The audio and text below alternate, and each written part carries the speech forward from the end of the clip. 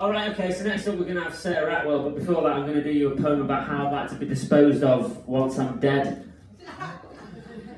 Blind Willie McTell and Jesse Williams wrote this song. Sincerely, I don't care what you do with me when I'm gone. Really, boil or fry me, I don't mind. Bawling and crying is just a waste of time. So wrap me up in a rug and chuck me down in mine. I've got the new Voodoo Funeral Blues. I've got the new Voodoo, what you won't dare do, the new Voodoo Funeral Blues, because you won't put a garnish on a chicken carcass. The new Voodoo Funeral Blues, there is a service here required to be met. A disrespect for the dead, I want to be thrown from a speeding car and just left. The new Voodoo Funeral Blues. I want a gang of disinterested teenage rapscallions to throw my remains in a sack. I want 9 of us driving down to the rubbish tip, buddy, but only 8 of us coming back. At 6 o'clock, I want a man and his dog to find me and turn a blind eye. I want a policeman whistling inconspicuously as he strolls by. I want a bunch of lilies tied to the bus stop where I was last seen alive. And any trace of my personal past, either forgotten or lost in a fire.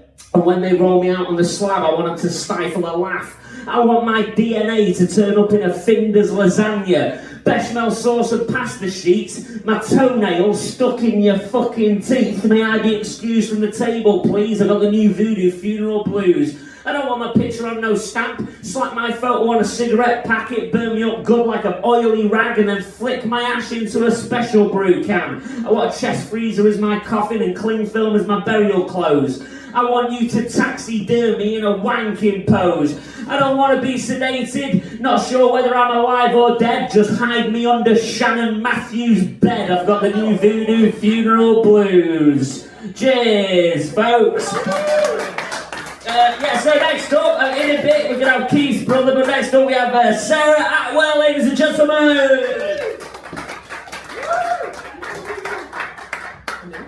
Can I take this off, or is it going to cock it all up? No, take it off. Take a risk. It's just I wander about a bit and I can't help it. I'm just going to put my reading glasses down there for later. I'm Sarah, nice to see you all. And I'm going to do a few poems for you today, a bit of a variety of poems. So this first one is called Chicken Legs, and it's about, I want to say young love, but I think it's young infatuation. And it goes like this. It was one of those days when the air is hot and you're not really sure if you're taking a breath in or not. Sucking in air through pursed lips, you try to feel it. Instead catching tiny flies at the back of your throat, choked. And whenever you swallow a fly, you remember that song. I know an old lady who swallowed a fly. And in the end, she dies. This is exactly what happened to Teresa and so many women before her. Not many swallowed flies, but they all found a multitude of ways to die. Just like men, they were doomed, even the well-groomed, especially them. Teresa, though, was a people pleaser. She always wore a smile. She'd give you a last chicken leg if you talked with her a while, and Teresa really loved chicken legs from the takeaway. She ate several pairs almost every day, sometimes with chips, always with a shake. Anything she could do to get a glimpse of Jake. She watched him arrive at work from a bedroom window and, well, you know, fantasised that he was waiting for her arrival at the chicken stand, fiver in hand. A mixed box of legs. Sorry, chicken legs. She would say with a giggle and nibble on a bottom lip before doing a backflip. She knew this was too much for real life, but in a fantasy, she'd splice in some acrobatics and amateur dramatics for a Hollywood finish. Her teeth would gleam and he'd think, this chick is mean. And she wouldn't be offended that he called her chick. She liked the way it dirtied her clean, but she would ask him to use other endearing names in future. And then Jake would look at her and take her by the hand. Then the fantasy would end. She'd get up and spend a fiver at the chicken stand, but Jake never asked for a hand. He didn't say much, and Teresa just blushed. She died every day for Jake, a rosy cheek spilling the beans. If only she had known how little he would mean. A few months later, Jake got a new job and he moved out of the town, by which time Teresa had decided that this guy was a clown. It wasn't as it happened, but that's how the girl moved on. After all, she was 15 now, a grown-ass woman. Teresa lived a long life, became a wife, kids reared, retired, and just when Jake's memory had all but disappeared, doctors gathered to tell Teresa of their fears. Stricken on a deathbed, Teresa was all ears.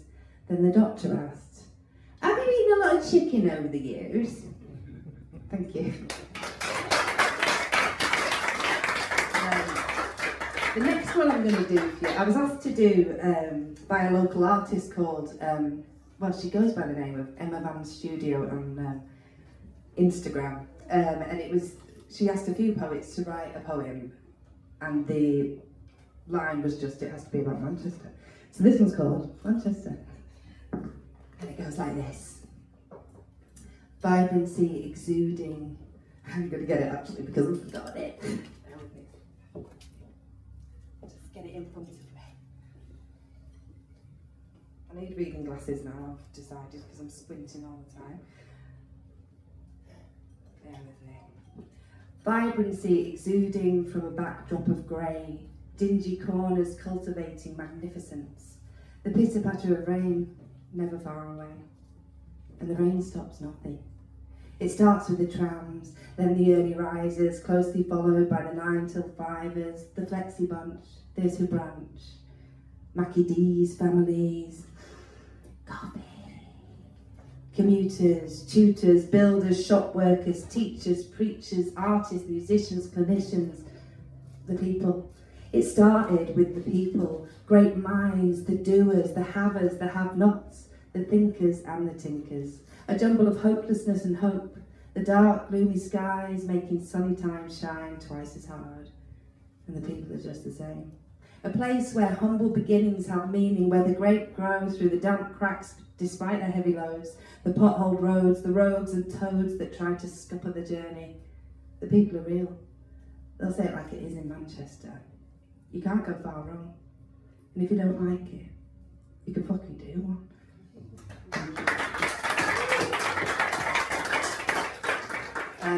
This next one, I can't remember why I wrote this, but it's called Dom. Bear with me a minute. It goes like this. It's actually, I should give you a bit of context. It's about people who are very nice people, but sometimes they suffer as a result of it. Dom was too kind. He once saved the life of a tiny dinosaur. Please bear in mind that they were stranded, and Dom, being double-handed, decided, on the brink of starvation for life preservation, to allow the beast to feast upon his finger. Which might sound weird, but Dom was sustained by food from his beard, and with several other digits, he thought, I won't really miss it. So he offered a fingertip to the little fellow, who didn't linger, and wolfed down the tip and the next bit until he got to the knuckle. Dom didn't move a muscle. No struggle from Dom, he was struck dumb. And as he fell, Dom didn't mind that he'd run out of time. See? Dom was too kind. Okay. This next one, I've never performed actually, and it's a personal one actually, which I don't do very often. I don't write about my life very often. But this one is about my real dad, and it's called Enigma.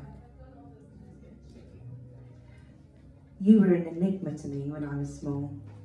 A little weight tied to my heart, there but not. I never forgot. You never remembered. Curiosity played tricks. Was it me you didn't like?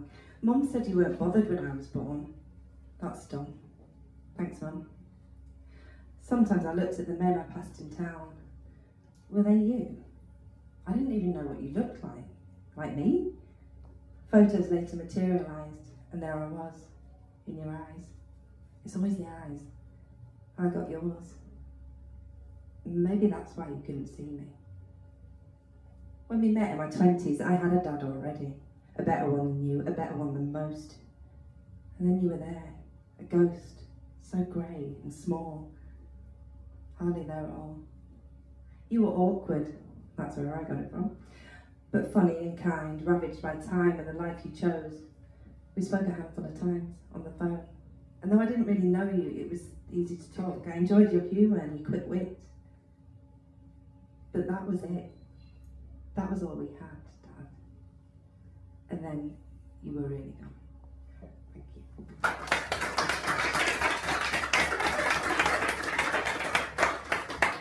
The next one I'm going to do for you is called Purple Skies, and as you will all be well aware of the things that are going on in the world, I wrote this in October 2023, which you'll know is quite a significant date of late. And as I say, it's called Purple Skies. The sky was purple the night you died. I cried. I didn't know you, but I cried. I knew though how you might have been. I've seen your tiny frame before. So precious, so loved, carried in a white sheet on what used to be a street.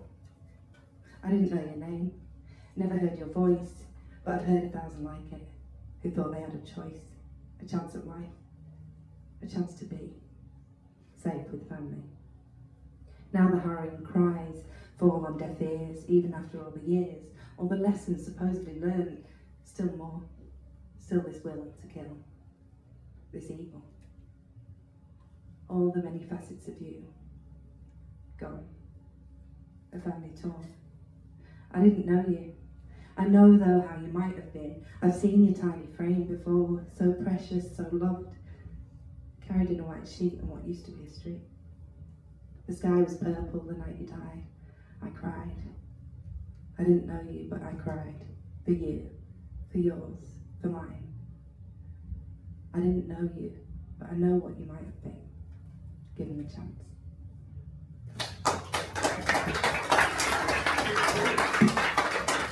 It's got a couple more. This one's called Here's the Thing, and it's really, I suppose it's about consumerism. I'll just take my glasses off because it makes me go a bit wobbly. Yeah, it's called Here's the Thing. It's about consumerism. You'll probably get the gist of that as I go on. Here's the thing. You need to be fixed. You're not quite it. You don't quite fit. But that's okay because nobody does. You're getting there, honest. But you're going to need this and this and this. And as you get older, probably this. Don't worry, we'll prepare you a list. Remind us we've got you covered. We'll keep you informed of everything. Everything you need to succeed at everything. At every opportunity, we'll be in touch. TV, phone, emails, and radio. Everywhere you go, we'll be there. Just think more, newer, better. That's your new motto. But just the necessities. We're environmentally conscious. Or you need to be. Carbon footprint belongs to you too. Okay? So, house, car, clothes, family? Ooh, lots of clothes, washer, dishwasher, all appliances. The hair. Could do with a rainbow, don't you think? Do you want to sink or swim? A trim goes a long way. I'll just put beauty overhaul needed. Full face and eyebrows thrown in. You love a deal, don't you? Love a deal, you do, don't you? I enjoy it. If you want to look the part, you're going to need this, and listen to this, this and this, with a little bit of this, and a little bit of that. All the stuff you need, really. You look a bit pale. We can fix that. You feel a bit woozy. Best thing to do, get boozy. Pretty pink drinks, what do you think? Martini. Bit 80s, but still greaty. Helps you forget, and best yet, regret will wash away. On another day, you might fancy a trip, a mini break or a long haul. You need it. You need it all. Thank you.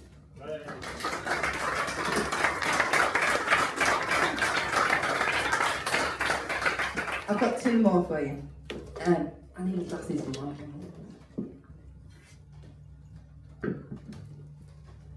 This one again is,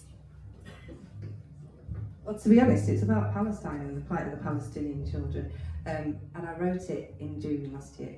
And it's recently been published in a book called I Spy Gaza, which is a compilation of photographs that people have risked their lives to take, to be honest. It's a beautiful book, a massive coffee table book. And if you find me on Instagram, at Poetry in it, you can see that book, or buy it if you want to. It's called Freckle. I noticed a tiny freckle on your soft white hand today.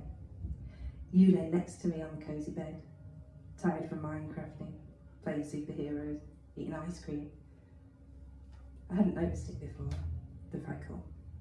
Just a tiny fleck of brown. A dot, just like you. A little dot. I thought it might be chocolate, licking my finger trying to get it off. but it stayed, perfectly imperfect. It stayed exactly where it was supposed to be. Your little hand in mine.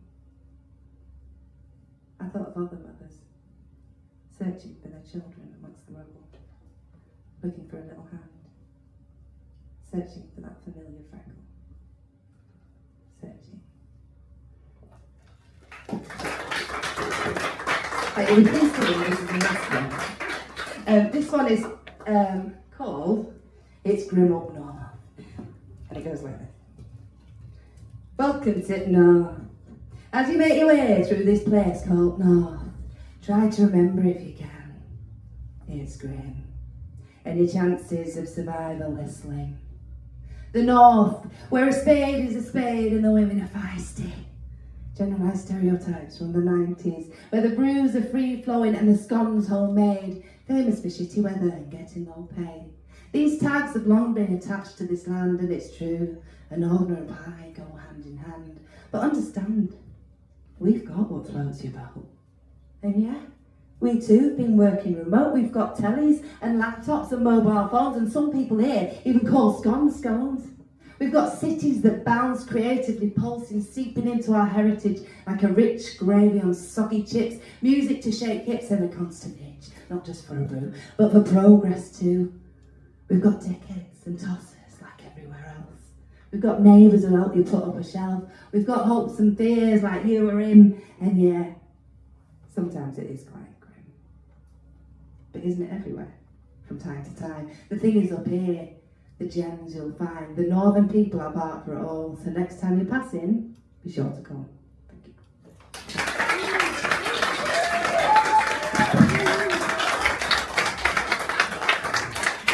Atwell, ladies and gentlemen!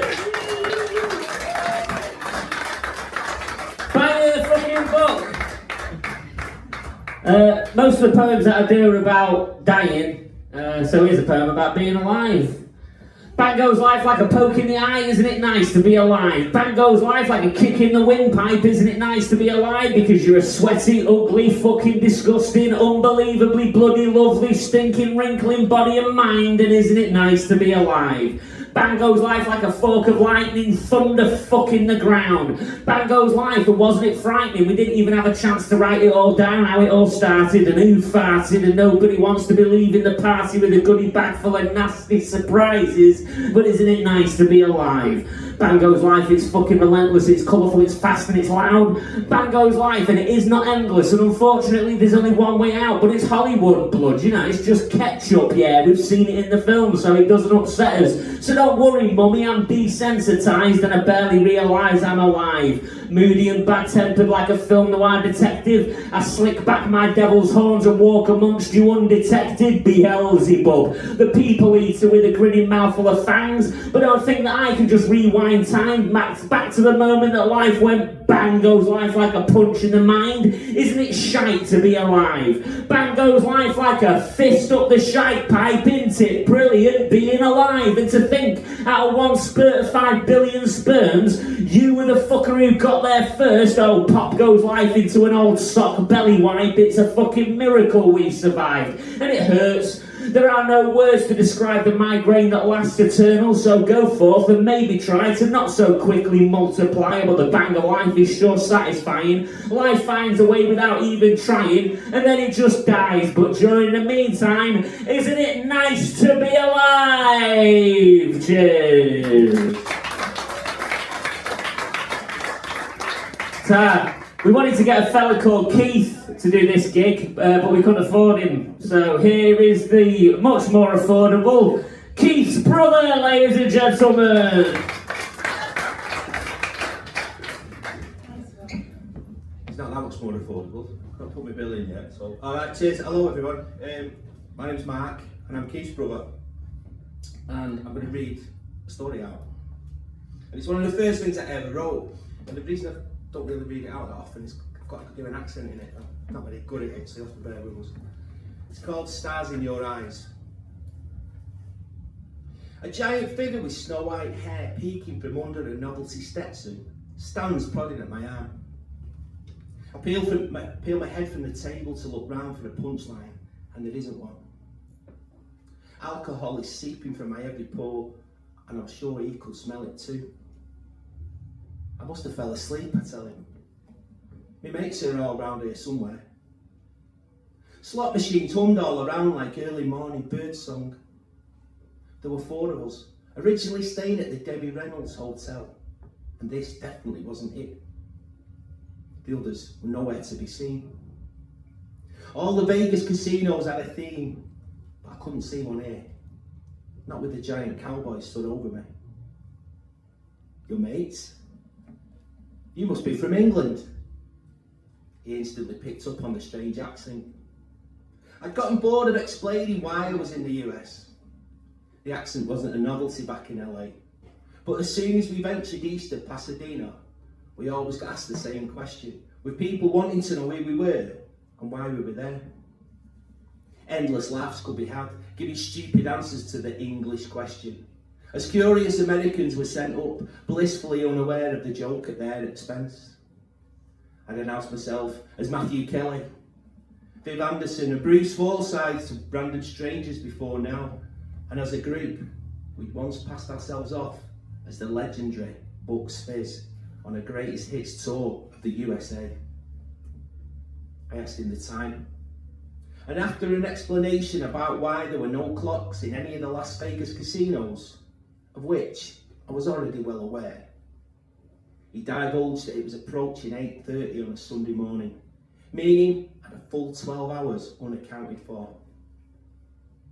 A folded piece of paper lay on the saucer in the middle of the table, and I slid it over like a blackjack hand, seeing the figure of $95.85 printed in bold at the foot. I check my jeans and locate a lone $10 note in the coin pocket. Aren't the drinks supposed to be free here in the casinos, I asked. Only when you're gambling, son, he replied. So what brings you to Vegas, son? Be nice to the strange man, I thought. I've been working as a soccer coach in California, and we're here for my mate's birthday. You play soccer in England? My grandson plays. He held out his hand. I don't really think your friends are coming back, son. You best come and join us. He took the bill from the table and guided me across the crowded restaurant, holding my hand all the way like a pet orangutan. We arrived at a booth with high red leather seats, where a child of around 8 sat colouring on the pre-provided sheets with crayons from the napkin dispenser. Elijah, this gentleman's from England. He's a soccer player. Elijah raised his hand in a Native American style greeting. I raised one back. Grandad placed his hat on the table, then laid my bar bill carefully next to it. I turned away as he saw me looking and instantly sensed an unspoken proposition was on offer. If Grandad wanted a show, then he could have one, as long as that bill got paid. Elijah, my name's Norman, I said, before dropping the bomb. Norman Whiteside. I was only 5 years younger than Norman, so it felt like an easy one to pull off. I was the youngest player to play in the World Cup finals in Spain back in 1982. I improvised like an honours RADA graduate. I scored a goal in the 1983 FA Cup semi-final at Villa Park. A cracking volley too. Now, I bet you'll get thinking it was Big Pat Jennings in the Arsenal goal that day, Elijah. It was actually a man called George Wood. You must remember George Wood. Elijah shook his head, confirming he wasn't familiar with the career of the former Scotland international. This was effortless. I was Paul Newman in the Sting grifting from a bar tab. I'd not only climbed inside Norman's boots, but I'd got his socks and shin pads on too. And to make up for the disappointing league form, we of course beat Everton in that famous FA Cup final of 1985. With only 10 men. Elijah was going through every emotion of Norman Whiteside's 10-year footballing career, much in the same way many fans had done along with the man himself. He was just getting the condensed version. So, what became of Pat Vanden Houwe? Asked the concerned Elijah. Well, he was the best left back in the world at the time, but never quite the same after that step over. I was one of the first to do that, you know. Hey, I can do a step over. An excited Elijah rushed from his seat to demonstrate, blocking off the walkway, doing several step overs on an invisible ball. A blonde lady in opaque sunglasses stopped to let him finish his demo, then turned to our table in acknowledgement of his cuteness. She looked in my direction, then placed both hands on the table. Oh my God, she said. It's you. You're in Bucks Fizz. She nodded at Grandad for confirmation of what she already knew. The land of make-believe, am I right? Not wanting to let any of them down. I tried to work out if there was any way I could have played 206 first-team games for Manchester United, 26 for Everton, all whilst being an integral part of the 1981 Eurovision Song Contest winners. Grandad wasn't happy. Have you been mocking me, son? I gripped the table to try and make the room stop spinning. I may not know much about soccer, but I sure as hell know who Bucks Fizz are. He slid the barbell across the table and placed it on the empty breakfast plate in front of me, then took Elijah's hand and made his leave. Those guys with you, she asked. I shook my head. Well, why not come and join us for breakfast? She began pointing at another lady waving from far across the restaurant at another table. You must remember Tracy, she said. From last night? I nod back, not having the slightest clue, then grab the bill from the empty plate and follow her across the casino restaurant. I watch as a man dressed in a white leotard sidesteps to let us pass before collecting empty plates from a nearby table. So we must be in Circus then, I take it. That's right, she said. We had a group picture here last night, remember? I nod back politely. We sure did. And let me tell you, Bobby, my camera never lies. Thank you, cheers.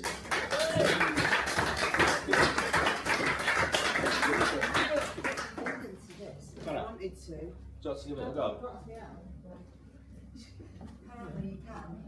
I'll do another story.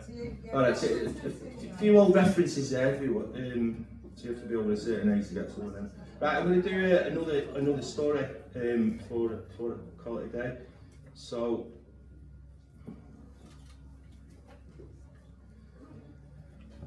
this one, what Yvette was saying there, normally put some music on when I do some of my stuff, but this is how I started this about 8-9 years ago, just writing short stories. I used to get published in United We Stand, a lot of them, and this is one that did, and it's about an 11-year-old who's got to have a fight with a 13-year-old. Doesn't sound quite bad, but at the time, quite a dramatic, life-changing event. It's called the Wembley Shootout. A mistimed tackle on the edge of the non-existent penalty area cast a cloud over the closing stages of the Wembley doubles final, now entering its third hour of the late Sunday afternoon session. Disputes were usually resolved by way of consensus. An entente cordiale was sought in an effort to uphold the game's integrity and play testament to the genial spirit of its participants. I've got the fucking ball, I plead with Ivan Walsh as he pulls my shirt tight round my neck. He's in my face, eyes wide and sweat-soaked cheeks discoloured with the white rage. I look for the keeper to intervene, but he's busy sprinkling the non-existent 6-yard box using a staccato spitting technique through his gritted front teeth. Come on then, you cropping little bastard, says Ivan. Is this an actual offering out situation? It really feels like it is. Keeper stops spitting. Thank God for that. Mediation from the only neutral observer here. He's just offered you out there. You can't just do nothing. I tell them that I can't. that I have to be in at 5 for my tea. It's debatable whether it was even a proper foul. But there was a boundary crossed, impossible to return from. 11-year-olds don't foul 13-year-olds without consequences. He'd already objected to me wearing mouldies and refused his request for a goal start to balance things up. The juniors' yard, 6:30, he says. Let's go with my shirt, and walks off. My stomach is on intensive spin cycle. I didn't agree to anything here. Was it a joke? He's not joking, says keeper. He's pretty hard too. So's his dad. I'll knock on after tea just to make sure you don't shit out. Death was the first thing in my head. He could kill me in a painful, prolonged death. Worse, the tag of shitbag could last for years and years. A non-appearance would definitely be worse than death. I pushed the peas into my mashed potato, burying them as if caught in an Arctic snowdrift, and proceed to dig them out one by one in a fork-driven rescue mission. If you don't stop playing with your food, you're not going out after tea, says Mum, collecting empty plates from the table. You've not spoke since you come in, says older brother. What's wrong? I've got to have a fight after tea. Is that it? Said brother. Oh, I had one before. Not a proper one like this. Brother closes the door and moves the chairs to the side of the room. Well, it's time that you did. I told him he didn't understand. That the lad was 13, he was big and his dad was hard too, but brother wasn't listening. He stood opposite and grabbed my hair with his left fist, locking his elbow with a steel-like tension. In a single movement, my head was jerked forward towards his rising foot, stopping millimetres from my now bowed face. Just do that, he said, and keep doing it. Is this martial arts? I asked. He told me that it's not. The roles are then swapped for a dummy run, and brother adapts by kneeling as I can't quite reach the top of his head. What if I don't want to fight him? Oh, will you stop being such a fucking mad ass, he says, and leaves on realising the Wonder Years is about to start on the front room TV. I wonder what Kevin Arnold would do. Having to fight a lad he's shit scared of, all played out to a Buffalo Springfield track whilst he learns an invaluable life lesson. The door is shoved open, and Mum inquires as to why the chairs are out of place, then answers her own interrogation in a mumbled protest. He's having a fight after tea, calls brother. Oh, my 7:30 latest, says Mum, and returns to the kitchen as Joe Cocker's cries from the front room TV remind me I could really do with a little help from my friends. Can't wait for this, says Keeper, as we climb through the railings of the school car park. Across the infants' playground, dotted with faded hopscotch grids and the painted footprints leading to the litter bin dangling from the boys' toilet wall. Should have kept me mouldies on, he says. Secret weapon, just like James Bond. Was it left hand, right foot? Or right hand, left foot? I can't seem to remember which. We climb under the wire mesh fence separating the infants and junior playgrounds like an international border crossing. It's a walk to the firing squad. The electric chair and the gallows, but all in one place and all at the same time. There've been scuffles at school before, but never an unlicensed bare knuckle, no Queensberry rules, no dinner ladies to intervene bout like this one. Ivan had changed his t-shirt. Must be his fighting top. His lucky top he never lost in, a yellow Licock sportive job with a hoop round the chest. Didn't think he'd come, he says. You cropping little bastard. He's bricking it, says Keeper. No, not, I say. How did Ivan stay angry for so long? His face was still that weird white shade and spoke with both fists firmly clenched. There was no need to wait for the bell to ring.